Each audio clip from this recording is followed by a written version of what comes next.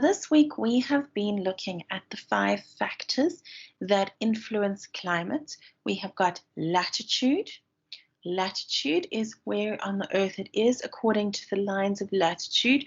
Remember, the equator is where it is the hottest because the sun's rays are focused on that point, and then it kind of spreads. So north and south pole are cooler, and obviously the places in between. Then we have altitude. Altitude just means how high up on the land we are, and that is linked to when we did mountains. And when we did mountains, we found out that when you are at the top of a mountain, it is colder. That's why there is snow, for instance. And at the bottom, it is cooler. And that is completely linked with this thing called altitude. It makes sense in my mind that the higher you go, the closer to the sun you get. It should be hot. But that is not true because of our atmosphere. And in our atmosphere, the air is much thinner the higher you go, so that then affects the temperature. Ocean currents is a new thing that we have done, so that's our third, ocean currents. It's a completely new concept we've looked at, and that is looking at if you have a warm ocean current going past the land, then it is going to heat up the area. If it's a cold ocean current, it can make the area colder. The fourth thing is wind direction, prevailing wind direction. What direction is the wind coming from? And is it bringing cold air or hot air? If it's bringing hot air, then it's going to make it hotter. If it brings cold air, then it's going to make it colder.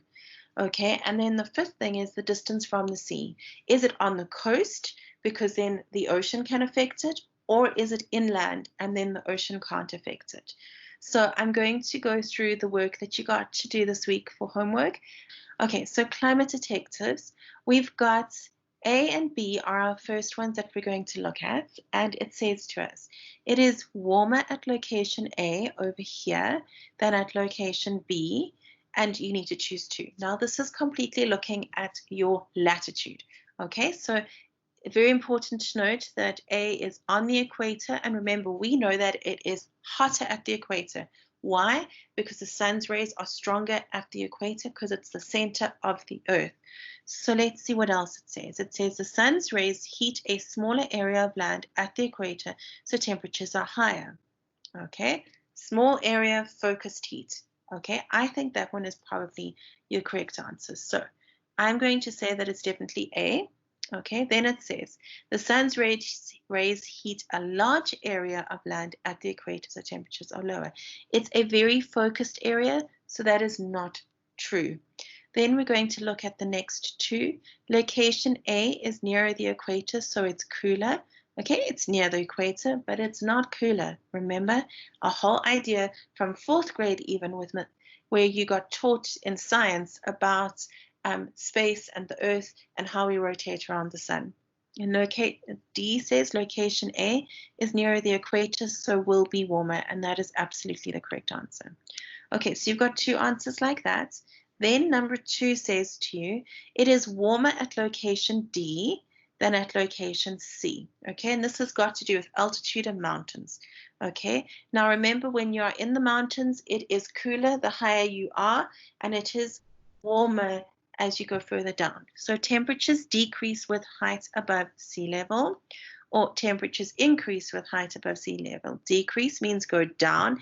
The temperatures goes down as we go up, or temperatures go up as we go up. So you're correct. It is A. And then location C, okay, is in the Himalayas, so it is cooler. Or location D is in the Himalayas, so it is warmer. We know C is in the Himalayas, and the Himalayas are just a mountain range above India over here, and so C is the correct answer for that. Good job. Okay, then we've got the next one, which looks like this, and it says location E and F are the same altitude, but F is warmer than E.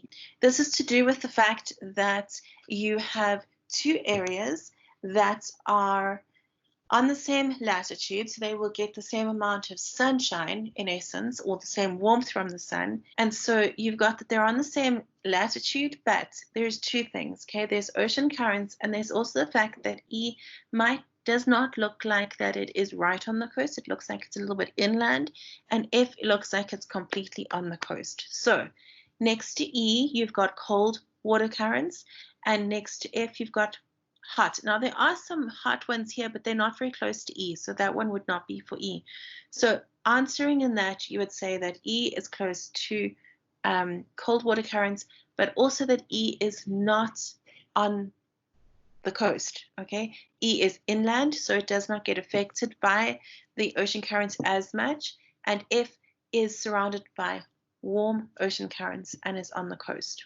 Simple answer, just like that. It's just to see if you can understand what's happening in the map. That's all. The last one says to you, can you name 4 other places which are affected by warm ocean currents? So remember, warm ocean currents are these arrows that are thick black arrows, okay? And you can name anything. You can name specific countries if you know, or otherwise you can just name areas. So like I would go like the east coast of Africa, Southern Africa. I'd go the east and west coast of India. You can look at like here we have like Thailand and Singapore and those sort of areas, and they all have warm ocean currents. You have the east coast of Australia, you have the east coast of South America, and the east and west coast of the USA.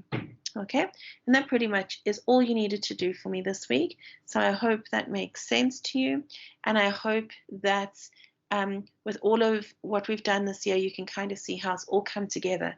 Things that we've done in sections have now come together, and we've used them all within this activity. And if you have any questions about anything, please just send me a message and we can talk about it, no problem. Okay, have a good rest of your weekend, guys.